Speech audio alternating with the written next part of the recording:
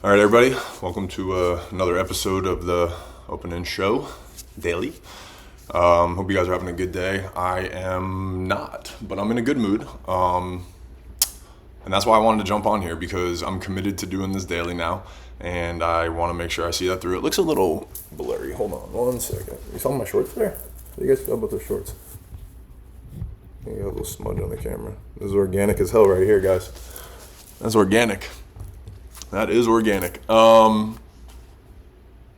Just wanted to get in here with you guys and stay true to doing this every single day. I had a tough one this morning, but the beginning part of my show is mindset, and the reason I wanted to jump on here is because just life happens and things are out of my control right now, and I'm trying to respond the best I can to the things that are out of my control, and it doesn't feel good, but I did some things today that I was really scared, not really scared of doing at all. Just didn't want to do, I don't think. But I applied for jobs today. So that's pretty cool. First time in my life that I have, first time that I've applied for a job. Yeah. So I just wanted to document that. I thought that was kind of cool. But it's weird because I think that means that I think I failed at business somehow and doing entrepreneurship, but it's really interesting. I don't feel like I did. I feel like I've learned a lot and grown a lot and had a lot of success. And so it's interesting. It's weird. It's bittersweet. And I feel like I'm ready to turn the page, but I'm still feeling things out and trying to figure out what's right, what's next, and that kind of stuff. But I just figured I would get on here because I think the fun part is getting comfortable with the uncomfortable. And there's a lot of unknown right now. So I think that's the cool part that I want to share with everybody is, I'm reading those books, and we kind of done that the last couple of days, or I've done that the last couple of days. I'm acting like people are watching this. I'm jumping into that fear, the unknown, the insecurities, the things that, exactly what I'm talking about. And I'm trying to be a better leader. I'm trying to be a conscious leader. And I'm trying to lose a lot of the thoughts and beliefs that are put around me, and also the things I put on myself, and just things that I've learned along the way or believed and had faith in or whatever, right? And so that's interesting. So I just wanted to share that. I feel like I have good energy. I didn't sleep at all last night, just the way things are happening in my life. And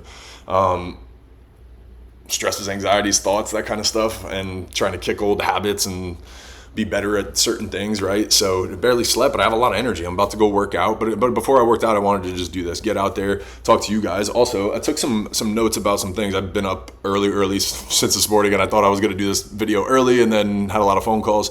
So the things that I wanted to talk about, what I saw on social media yesterday was a really cool company called FanStake.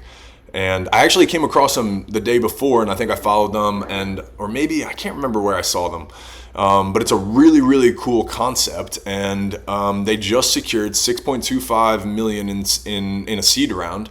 They announced that on their social media yesterday, and I started doing some homework on some of the VC companies that they're back, or that have backed them. There were 6 or 8 of them, some pretty big name firms, and one of them was Courtside VC. I was really interested to see what they were doing, because they were really interested in diversifying and innovating in the space and disrupting.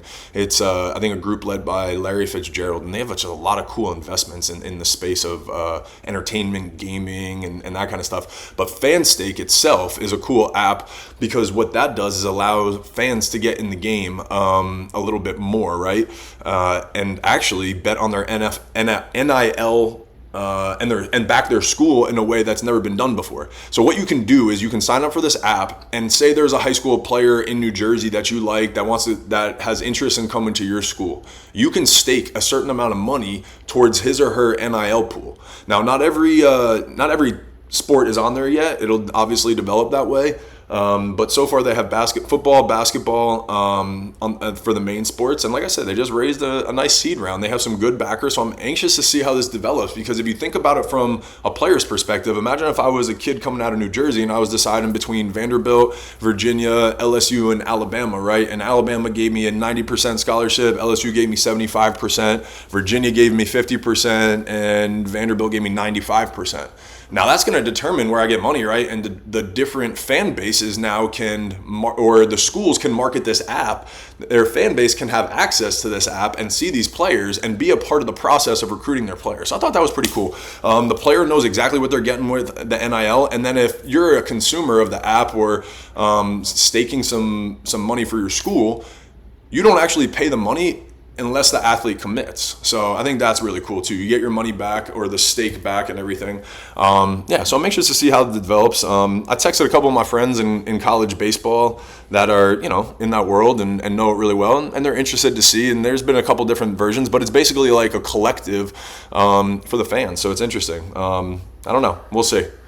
There's a lot of different angles to it, right? And this NIL world is very wild west right now. Another thing that I saw, I interact a lot with Dylan Cruz and his family, right? And they're from Orlando, and I've been talking to a lot of Orlando shops just because we were in Miami and we went to the Cruz's house, and we were in the area looking at some things. So I don't know if I'm getting these Instagram things from a couple days ago, but 5 days ago there was an Instagram post from an Orlando news company, news group or whatever, and they talked about bringing a baseball team to Orlando. And there's actually a group that Barry Larkin just committed to be the head baseball ambassador that for the group, where they have commitments for $1.5 billion to bring a franchise to Orlando. There's developments. There's a whole website dedicated to this. I'm about to pull it up right now. The Orlando Dreamers. And so the OrlandoDreamers.com, you guys can go check out all their plans. They talk about it. But they have a nice financial support team to either acquire a team that might be relocating, because according to them, there's a few MLB teams that are not very happy with their cities, a la the Rays, right? So imagine if the Rays relocated to Orlando and they were the Orlando Dreamers now, and it was part of this whole ecosystem in Orlando, where Orlando is growing. They're going to be the 14th biggest media city in America next year, I think, which means that they would be the biggest media city in America that does not have a Major League Baseball team. There's a new development, I think, with Disney or whatever those parks and shit, so their tourist things are going to be jumping up. So it makes a lot of economic sense. There's a lot of really cool tax breakdowns and just really the economics behind it, just turn a lot of heads. And that really intrigues me. Just from a business perspective, my brain was working way better this morning. I'm sorry, I'm a little drained, but you guys should go check that out. It's really cool. The Orlando Dreamers. And it's interesting because like the Rays are not valued at $1.5 billion right now. So they can actually go acquire the Rays. I don't know how all that works logistically and on the back end, but interesting concept. So wanted to share that one with you guys. And another one that I just came across is a company called Fliff. I've heard of it before. My nephew definitely messes around on the app. And a couple kids that I know, just in town from the shop and stuff like that used to mess around on it. And it's basically virtual coins, and you can make bets. It's a full sports book pretty much, but with virtual coins and I guess state by state regulation. In Louisiana, I tried to buy a few of these coins, which is basically gambling, right? You just get these coins, and then you can place bets on these coins, and then you can redeem the coins for cash. So it's literally gambling. I guess it's loopholes around being 21, and that's why certain states don't allow you to buy the coins, right? But it's a really cool concept, and it's very gamified. It feels like Fortnite when you get on there. You have an avatar. It's a very social feel. I don't know. I really liked it. I'm going to mess around with it a little bit tonight and gamify it. You have leaderboards. There's picks. They keep track of things. You can it's fun. It looks really cool, and I'm very, very new to it. I just downloaded it and did everything probably 20 minutes ago just as a test, just because I knew I was going to talk about it a little bit. But you guys should go check that out. It was really cool, and I'm interested to see how that develops, because you can toggle between their coins and cash too and make actual cash bets. So interesting. Yeah, good stuff. And as far as sports betting calculated risk, I am taking a night off, boys and girls. Last night was atrocious. Did not start May off well. I think I'm down 4 units. I checked and saw it this morning, but I quickly forgot. And that's what you have to do. You have to have a short memory in this game. We'll bounce back. I might throw 1 or 2 things in. I was looking very, very quickly just because it's a nice escape for me to have some fun. I was looking at some fantasy numbers for today, just on some starting pitchers. And Hunter Green, he's on my fantasy team pitching tonight. Dude just is, I think, a little slow to the plate. He's a big dude, and he doesn't really have to worry about it because he strikes a lot of guys out and gets a lot of guys out. But he allows a lot of stolen bases. So does Sonny Gray. And Francisco Lindor gets on base at like a 35% clip. You might want to look at that. He's been also hitting the ball well. Doesn't have great numbers against Sonny, but he definitely has a lot of at-bats. So he's seen him plenty of times. And then for some reason, Tim Anderson has huge numbers against Tyreek Skubal. So I don't know if Scooby's going to switch it up, or if that's, earlier years when he was with the Whites, or, I don't know. But yeah, Tim Anderson has some good numbers.